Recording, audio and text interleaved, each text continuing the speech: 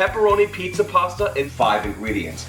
Hey Rachel, it's Jeffrey Eisner from Pressure Luck Cooking, the Instant Pot guy. Now, one of my favorite things in the world is nice New York style pepperoni pizza. But sometimes I just want to have pasta. So I said to myself, let's marry the two and make a pepperoni pizza pasta. I'm not kidding here. Watch how easy this is to make. Just take 2 cups of a broth of your choice. I'm going to use chicken in this situation, as well as 1.5 cups of a marinara or pizza sauce. Or, you know what? You want vodka sauce? Put vodka sauce. Just a little tip, try to make sure it's room temperature. Try to make sure it's not refrigerated because it'll help come to pressure much more quickly if it's already at room temperature. So 1.5 cups of that sauce in the pot.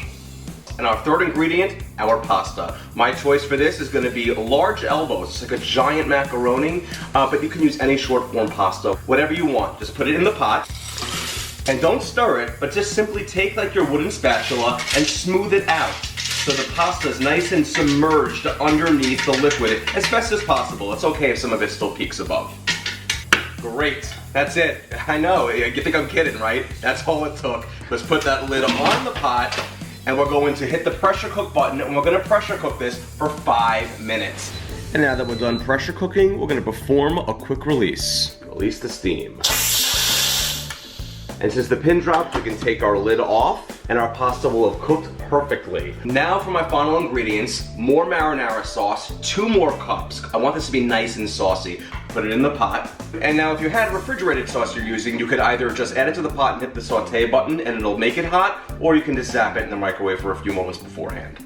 And I want to add in 2 cups of a shredded mozzarella cheese. Put that in there, delightful. It wouldn't be a pepperoni pizza pasta without some pepperoni. Let's put that in there, about a 6-ounce package of pepperoni. Give everything in the pot a good stir until all of that cheese gets melded in with our pasta and our sauce.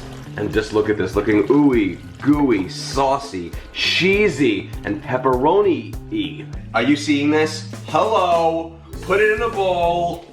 Oh my gosh, that cheesy top. Look. I gotta try this out. Here we go.